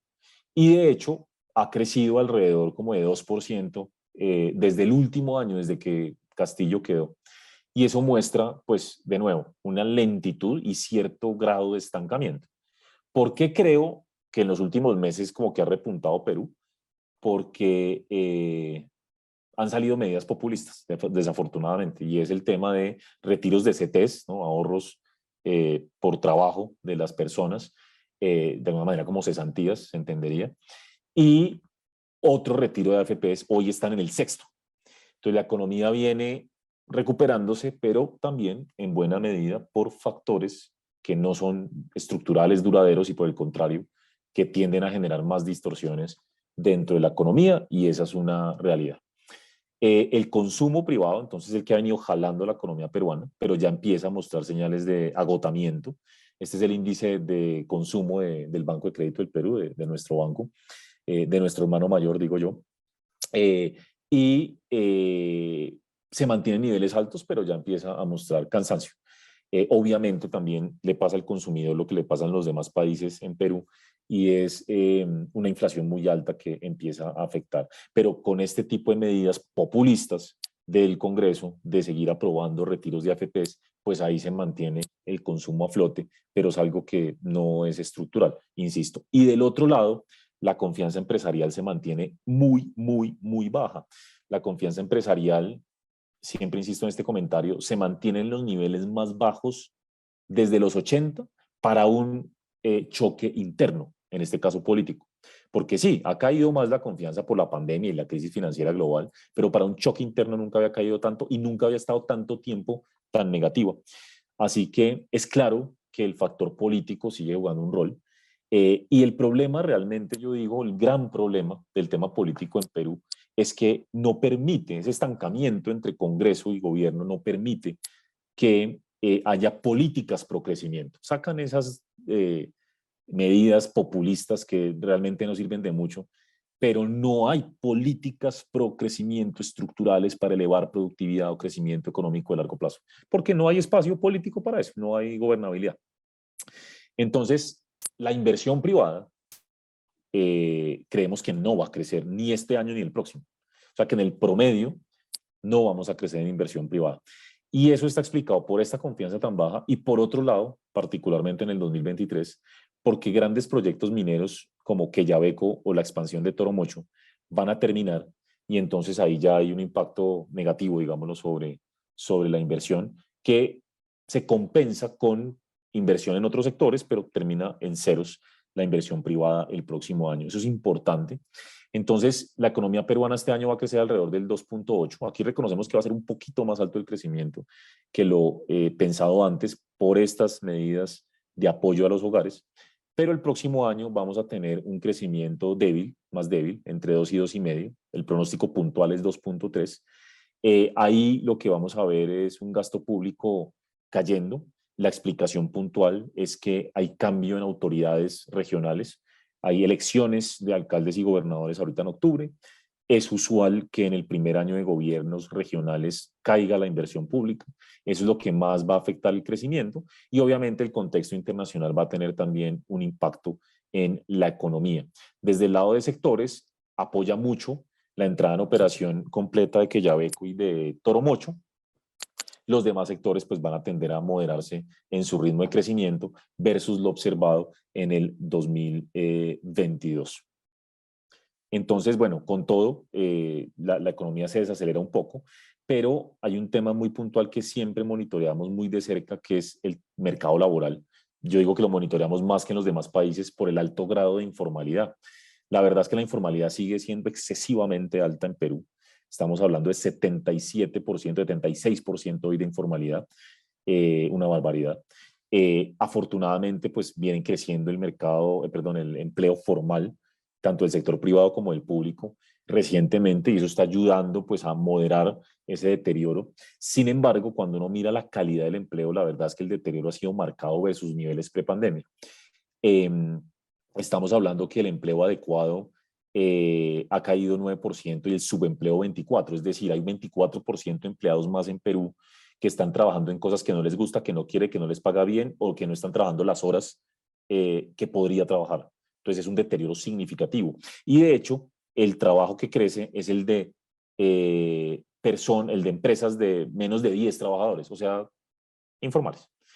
En ese orden de ideas, seguimos viendo un mercado laboral deteriorado que lo que implica es la posibilidad de un menor crecimiento futuro. O sea, una vez se acaben estas ayudas, el efecto de estas ayudas populistas de retiros de AFPs, pues la verdad que el consumidor no va a tener muchos fundamentos para un buen comportamiento, sobre todo además con una inflación alta. Dicho eso, yo también voy a decir algo que es verdad, que lo hemos venido diciendo mucho, y es que la informalidad también es la que ha ayudado a que la economía peruana se mantenga a flote, ¿no? En medio de tantas complicaciones políticas, porque literalmente, y lo hablamos con mucha gente y con expertos y con analistas políticos, es que en Perú la informalidad es tanta que la gente tiene que salir a trabajar, no importa qué, tiene que salir a trabajar, no importa si el país tiene pandemia, no, pues por eso es que la pandemia fue un problema en Perú, la gente tiene que salir a trabajar o si no, no come. Allá no hay cómo hacer protestas más de 2 días porque entonces la gente queda sin con qué comer, ¿no? Entonces, la informalidad es una gran fuente de crecimiento en momentos de incertidumbre como esta, pero claramente en el largo plazo, eh, pues la informalidad no permite que la economía crezca más y es lo que está pasando en Perú. O sea que lo político tiene que sí o sí resolverse para poder ver mayores tasas de crecimiento a futuro. En cuanto a inflación, el comportamiento ha sido algo mejor que el resto de países. Estamos con una inflación de 8.4% y vemos cerrando el año en 7.3%, muy por debajo de Colombia y Chile. El próximo año 3,5%, por arriba de la meta del 2%, pero cae más que en Chile y Colombia también. Y eso se justifica por dos cosas. Uno, porque la economía no se ha recuperado tan fuerte, entonces no hay presiones inflacionarias tan marcadas por el lado de la demanda. De hecho, se estima que la brecha del producto sigue siendo negativa en la actividad económica. Y segundo, el dólar mucho más estable en Perú que en Chile y Colombia. Y en ese orden de ideas, pues vemos un menor impulso también de los precios de los bienes importados. Entonces, eso ha ayudado a Perú. Eh, y creemos también que el Banco Central en ese orden de ideas ya está pronto a terminar su ciclo de subida de tasas y tendrá algo de espacio para bajar el próximo año. Pero digamos que comparativamente con Chile o Colombia, la inflación llegó a un menor nivel, la tasa de interés también, eh, y va a tener un poco más de posibilidad de recortes de tasas en la medida en que las expectativas de inflación se comportan mejor en Perú que en los demás países. Eso sí hay que aclarar que una cosa es tener una meta de inflación del 2, como la tiene Perú, que 3, como en el caso de Chile y Colombia. Proporcionalmente no es comparable, pero sí ha habido un mejor comportamiento de la inflación, sobre todo recientemente en Perú. Con respecto al dólar, hay algo bien interesante, unos datos que hemos venido enviando, inclusive algunos de ustedes a través de nuestros comerciales, y es que después de esas salidas masivas de flujos de capital del país, tras la victoria de Castillo, que recuerden que se fueron 17.000 millones de dólares, casi que todos en el segundo semestre del año pasado. Ya hemos visto una normalización de esas salidas de flujos. El último dato fue particularmente bajo, ya más normal, digamos, frente a la historia. E inclusive hay unos datos que nos sugieren que hay plata que ha vuelto. O sea, que algunos peruanos han venido repatriando algo de recursos, poco, pero algo de recursos, pues, de los que sacaron tras la victoria de Pedro Castillo la presidencia. Entonces, esto es una buena señal. Esto también permite que la tasa de cambio sea más estable, obviamente, aparte de la intervención del Banco Central. En ese orden de ideas, Perú además goza de unas cuentas externas más saludables y unas cuentas fiscales muy saludables. Yo resalto que la proyección inicial del gobierno peruano era un déficit fiscal por los lados de 3,5% del PIB y este año va a cerrar por ahí en 2. Obviamente, eso también se explica en parte por la ineficiencia en el gasto público. No gastan lo que deberían gastar o podrían gastar y por tanto también el déficit es menor. Pero pues eso ayuda al final a que Perú se vea con buenos ojos por parte de los inversionistas y de ahí que el tipo de cambio haya estado mucho más estable. Vemos un tipo de cambio en 3,85 cerrando este y el próximo año. Y termino con el tema político, algunos comentarios muy puntuales. La verdad es que esto es como más de lo mismo. Yo converso mucho pues con mis colegas y mi equipo en Perú y yo les digo, yo no sé si vale la pena ponerle tanto cuidado a las noticias que salen todos los días, es que es como para volverse loco. Y claro, pues en Perú es normal y aquí en Colombia entonces yo estoy todos los días pendiente de lo que dice el uno y el otro, pero desde el punto de vista como lo dice uno, estructural, estratégico, que ha cambiado, no ha cambiado nada, ¿no? Pues yo percibo eso en lo personal. Eh, en un abrir y cerrar de ojos, se fueron 2 ministros, renunció el fin de semana, sacaron a la presidenta del Congreso, ayer eligieron al otro. O sea, todos los días pasa algo, echan a alguien, aparece una investigación nueva, la fiscal dijo, pero pues uno que está lejitos, ¿no? Yo veo eso y como que ya uno le va perdiendo el interés y se los digo abiertamente.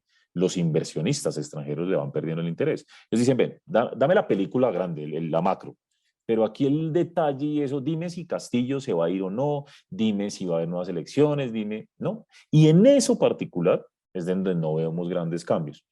Yo creo que no voy a entrar tanto en detalle porque yo creo que muchos de ustedes tuvieron la posibilidad de estar la semana pasada con nosotros en el webinar con Juan Carlos Tafur, analista político peruano. Y al final lo que él dijo y concluía era, mire, aquí Castillo se va a quedar probablemente hasta el final de su mandato. Eh, nosotros hasta ya no asumimos eso, pero sí hemos pensado que Castillo puede estar todo este año y a ver qué pasa. Pero el punto más importante que sigo señalando y no me canso de decirlo desde principios de este año es que yo no veo los incentivos alineados para que el Congreso vaque a Pedro Castillo. Esta encuesta salió ayer y fíjense cómo el 45% de los peruanos considera que el mejor camino para salir de la crisis política es que haya elecciones generales, es decir, que haya un nuevo Congreso. Y resulta que en Perú no hay reelección de congresistas y por tanto, si el Congreso saca a Castillo, la gente presiona por elecciones generales, el Congreso mismo tiene que irse a su casa a descansar, desempleado. ¿Sí? Entonces yo digo, ¿cuál es el incentivo? Desde el punto de vista netamente político, porque pues el incentivo de país, ¿no? Lo que sea, pues debería estar eventualmente, si de verdad hay fundamentos para vacar a un presidente. Pero el incentivo político yo no lo veo, sinceramente. Y creo que hasta ahí en lo personal, estado acertado, porque yo no veo ese incentivo. Ahora bien, claro, eh, creo que hay un consenso de que si a Pedro Castillo se le encuentra algo ya que no tenga como, digamos, esconderse, un video, un audio que lo incrimine directamente, ah, no, ahí seguramente sí ya nada que hacer, ¿cierto? El Congreso tendrá que actuar o Pedro Castillo renuncia, yo qué sé, pero en general, eh, si eso no pasa, pues no creo que pasen mucho más. De hecho, Juan Carlos Tafur, sin entrar en el detalle porque yo no soy el experto, nos decía, mire, de las 6 investigaciones, la mayoría de ellas son por este tema de crimen organizado, supuestos actos de corrupción. Eh, Muchos constitucionalistas dicen, oiga, parece que, o abogados pues dicen, usted no puede acusar a un presidente, no lo puede sacar del cargo mientras sea presidente por ese tipo de cosas, le toca esperar que termine el mandato o que el Congreso primero lo vaque para después sí juzgarlo, entonces primero hay que vacarlo, entonces volvemos a la misma, volvemos a empezar. Por ahí salió una idea de Juan Carlos que había dicho que estaba tomando fuerza y era que la Fiscalía le pidiera a la Corte Suprema de Justicia suspender al presidente por obstrucción a la justicia. Y que la Corte ahí podría suspender al presidente 1 o 2 años o lo que fuera.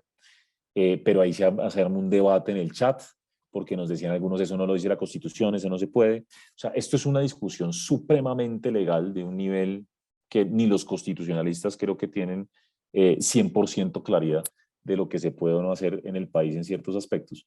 Así que en el muy corto plazo no parece que fuera a pasar mucho, ¿no? Insisto, a no ser que aparezca algo que ya sea imposible de no defender, o defender más bien, por parte del presidente. Por lo demás, pues seguimos en las mismas. Yo no veo grandes cambios, siguen sacando ministros, siguen censurando ministros, van 4 gabinetes, como digo, el último ministro renunció el fin de semana, el nuevo ministro Burneo de Finanzas salió a decir que si no estaban de acuerdo el gobierno con él, entonces seguramente él no seguiría. Bueno, más o menos estoy parafraseando, pero son comentarios muy duros que ningún otro gabinete haría con un presidente. En fin, es más de lo mismo, más de lo mismo, más de lo mismo, eh, y no se ve como una solución a la vuelta de la esquina. Y me parece muy importante señalar esto de lo que quiere la gente, que va también en contra del mismo Congreso, que tiene una muy baja popularidad. Lo otro es que Pedro Castillo mantiene un nivel de aprobación estable. De hecho, había subido en agosto, bajó este mes. Pero cuando uno ve lo que pasa, por ejemplo, en el sur, todavía tiene un apoyo del 40%, y hay otras regiones donde la tienen por ahí por los lados del 30%, entonces no es bajito, ¿no? O sea, todavía queda un proceso, yo creo, adelante para poder tener un poco más de claridad de lo que puede pasar en lo político. Ahora, yo sí le pregunté a Juan Carlos Tafuro y le hemos preguntado a los analistas políticos, venga, y si llegara a pasar algo y sacan a Castillo a elecciones generales y demás, ¿qué tan bueno es para el Perú? ¿Qué podría esperar hacia adelante el Perú? Y tampoco es tan claro, ¿no? Porque dicen, bueno, ahí seguramente la derecha se puede beneficiar, pero la derecha está un poco segmentada, fragmentada, entonces tampoco queda tan claro que la derecha vaya a llegar a la presidencia, habrá que ver cómo queda el nuevo Congreso, entonces vuelve a empezar uno de ceros, ¿no? Todo el proceso y ver qué pasa. En fin, o sea, no hay una salida fácil a este asunto, y habrá que esperar. Por lo demás, seguir trabajando como venimos trabajando con los mismos supuestos. En todo caso, insisto en lo que hemos venido diciendo ya unos 5 meses, y es que afortunadamente el Congreso ha servido como buen candado para potenciales medidas radicales, y hoy la probabilidad de grandes cambios al modelo económico luce muchísimo menor. En particular, recordemos que el Congreso hizo una reforma donde aclaró, más bien hizo una aclaración donde se menciona que cualquier cambio constitucional, así sea un artículo, tiene que pasar primero por Congreso. Eso ante el riesgo, digamos, que se planteaba por algunos de que Pedro Castillo quisiera saltarse al Congreso para convocar a una asamblea constituyente a través de referendo. Eso ya no es posible con lo que hizo el Congreso. Y de hecho el Congreso en mayo le tumbó al presidente una propuesta de llamar a referendo, de cambiar la constitución para poder cambiar un referendo. Entonces, eso más que no le dio facultades especiales por allá a principios de año, son cositas que definitivamente generan por lo menos un poco más de optimismo alrededor de que no vaya a haber grandes cambios, cambios radicales en Perú, en el modelo económico, que era uno de los grandes temores, ¿no?, de los inversionistas hace un año. Ahora bien, lo que sí seguimos viendo desafortunadamente es mucho populismo y cambios microregulatorios. De eso sí seguramente vamos a seguir viendo. Uno que ustedes empresarios en Perú saben perfectamente es por ahí una reforma de outsourcing que puede afectar considerablemente a Perú en costos para las empresas y más informalidad para los empleados. Pero bueno, eso es lo que hay hoy, desafortunadamente, que no se dan debates sensatos en el Congreso.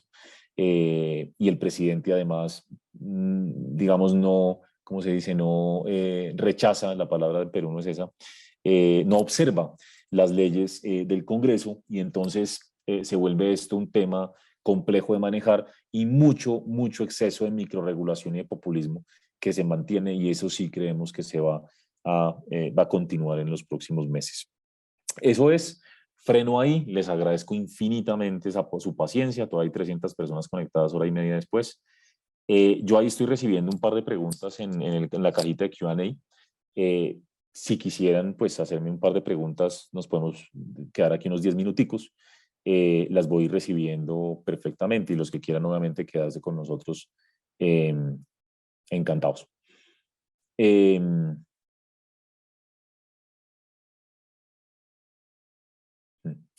Pues bueno, con respecto a una pregunta de la Reserva Federal de cuándo hace un punto de inflexión o cuándo tiene un pivote en su postura política, yo creo que el cambio de lenguaje podría venir entre septiembre y octubre, más octubre ahora, con ese dato de inflación de hoy. El cambio de lenguaje, que ya para el mercado eso podría empezar a ser suficiente.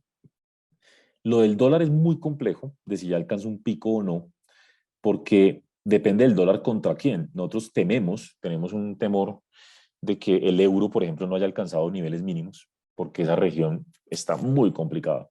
Como decía, está en el epicentro. Pero cuando uno ve que el yen, la libra, está en los niveles máximos en más de 30 años, eso es una barbaridad. Entonces, yo no descarto que sigamos viendo el dólar en los niveles actuales, en máximos de muchas décadas, en todos los países, o en máximos históricos, como nos pasa en Colombia, por un par de meses más, pero me atrevería a decir que ojalá sea más bien estabilidad hacia esos niveles, o sea, que no nos desviemos mucho de esos niveles, y el próximo año haya un punto de inflexión donde el dólar empieza a perder valor gradualmente. No debería ser un cambio muy fuerte, pero podría ser gradual ya, dejar de ver estos niveles tan elevados. Ahora bien, como me preguntan por el dólar en general, yo sí les digo, los tres países estamos pendiendo de hilos políticos para el comportamiento del dólar. Entonces, es muy difícil saber qué va a pasar. Dentro de los tres países, yo veo más estabilidad en Perú. Segundo, podría ser Chile, esperando que ya haya acuerdos que permitan que no haya tanto, digámoslo, radicalismo en las propuestas. En cambio, Colombia está empezando un proceso nuevo, de nuevo presidente, no tenemos ni idea para dónde vamos con las reformas, así que yo no descarto que hayamos visto el máximo. Bueno, el máximo fue 4.700, que fue una barbaridad, eso fue muy puntual, yo espero no volver allá, pero que sean los máximos, digamos, estos 4.400 que estamos hoy, 4.500, que podamos ir un poquito más arriba, sí, perfectamente. Entonces depende también del país. En todo caso, con esta respuesta un poco ambigua, yo diría, con el dólar global, deberíamos ver alguna depreciación el próximo año del dólar, pero nuestras monedas dependen y yo tengo más sesgos al alza en el dólar en nuestros países en los próximos meses que a la baja, por temas netamente internos. Eh,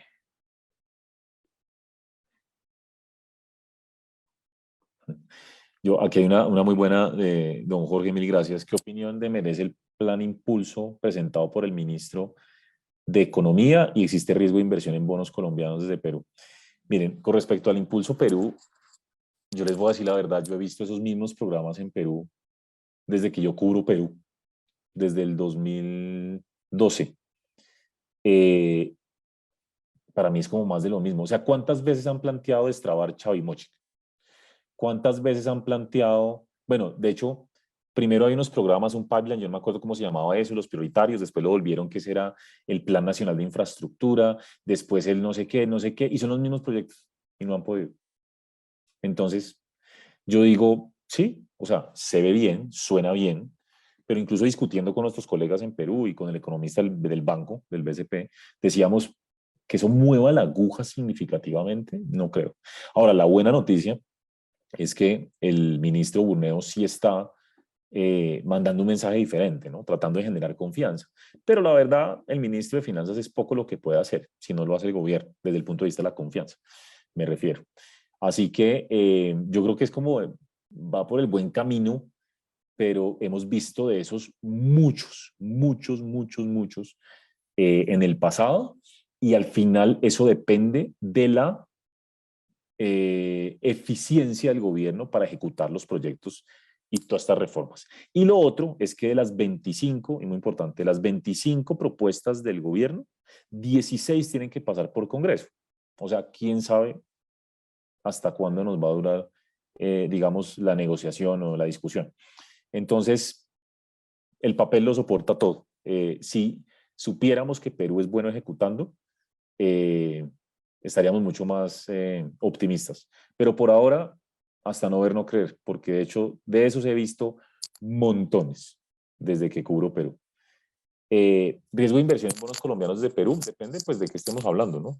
Nosotros tenemos unas recomendaciones sobre bonos colombianos y lo que estamos diciendo es las tasas están supremamente atractivas, pero hay que alejarse por ahora de sector eléctrico y de petróleo, o sea, particularmente Copetrol. En eso no hay que estar, porque son el epicentro de las propuestas regulatorias del gobierno. O sea, siempre que hay un cambio de gobierno, hacia la izquierda en particular, eh, en lo que uno debe evitar, o por lo menos tener baja exposición, es lo que es regulado por el gobierno, ¿ya? Entonces, en ese orden de ideas, estamos más tranquilos con bancos colombianos, por ejemplo, donde puede haber cambio de regulación, pero más a través de impuestos y ese tipo de cosas, pero no mucho más allá de eso, en principio. Así que no es riesgoso, creo yo, invertir en Colombia, depende del sector, evitaría esos que dije, y las tasas son supremamente atractivas hoy.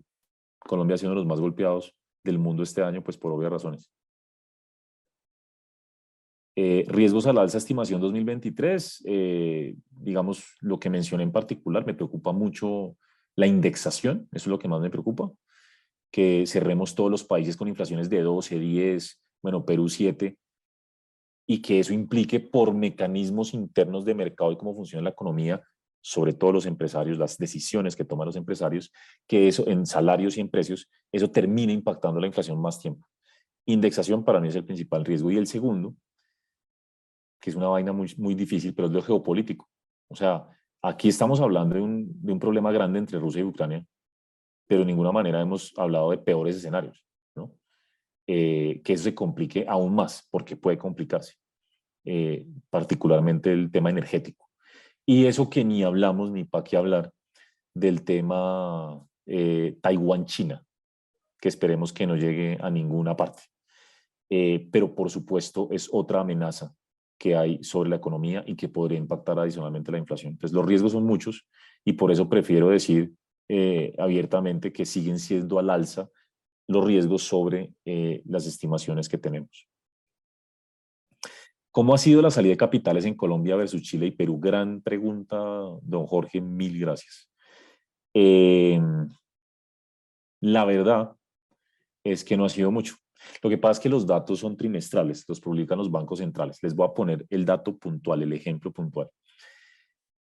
En Chile, en los últimos 12 meses, se han ido 15.000 millones de dólares. En el acumulado, desde que empezó la crisis social, octubre del 19, se han ido como, bueno, me acuerdo del último dato que tenía en mente, es como 25.000 millones de dólares, una barbaridad, casi 7 puntos del PIB. En Perú, muy rápidamente se fueron 17.000 millones de dólares, equivalentes a 7 puntos del PIB. Entre enero y junio de este año, en Colombia, se han ido 5.000 millones de dólares, que es el equivalente a 1.7 del PIB solamente. O sea, la diferencia es total. Lo que pasa es que esos datos están a junio. justamente en la segunda vuelta.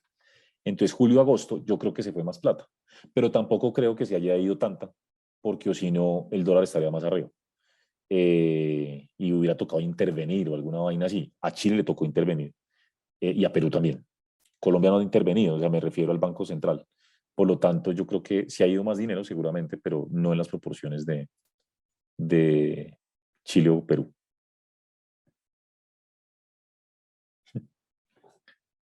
Bueno,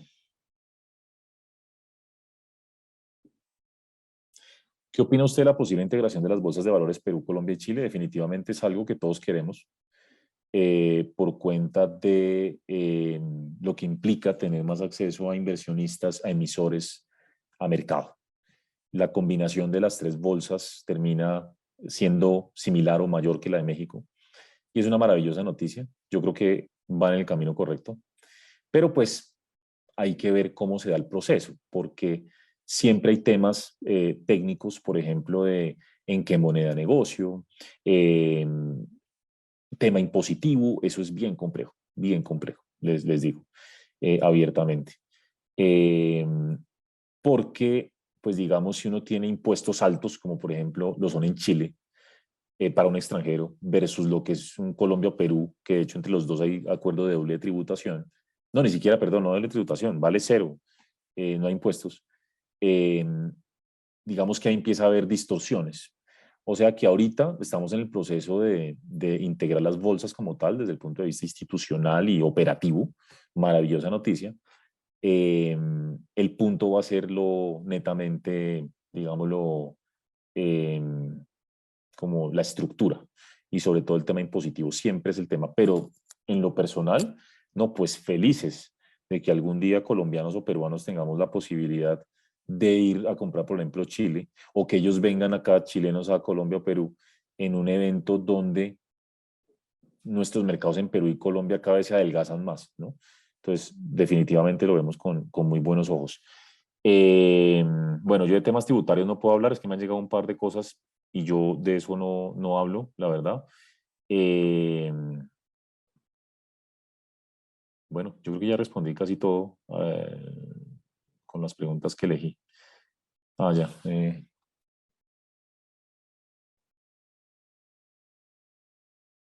¿Cómo mantener niveles bajos de consumo de créditos para personas con bajos niveles de ingresos? La verdad no entendí, don Ricardo, la pregunta. ¿Cómo mantener niveles bajos de consumo de créditos para personas con bajos niveles de ingresos? No sé si estamos hablando de mantener bajas las tasas de interés. Eh, bueno, ahorita todos los gobiernos están pensando en crear fondos o incluso fortalecer bancos estatales para proveer créditos blandos, bajos, baratos a personas de bajos ingresos. Eso, por ejemplo, en Perú, perdón, en Colombia se está hablando.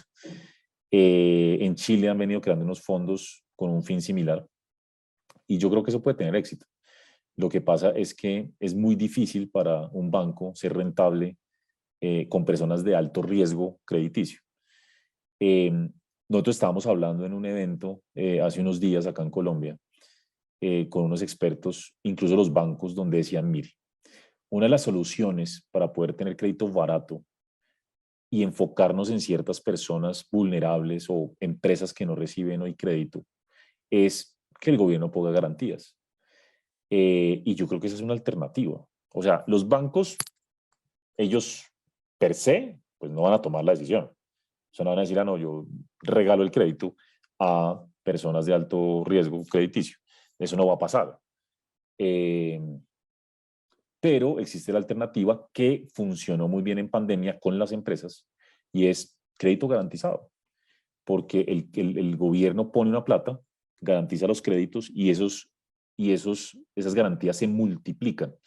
Se dice, por ejemplo, que por cada peso que garantiza o sol que garantiza el gobierno, eh, los bancos pueden prestar 10 veces ese monto. ¿Sí? Se apalanca en los bancos, porque obviamente no todo va a ser default y demás. Entonces, eso es bien importante y es una alternativa. Y del otro lado, pues los bancos estatales, ¿no?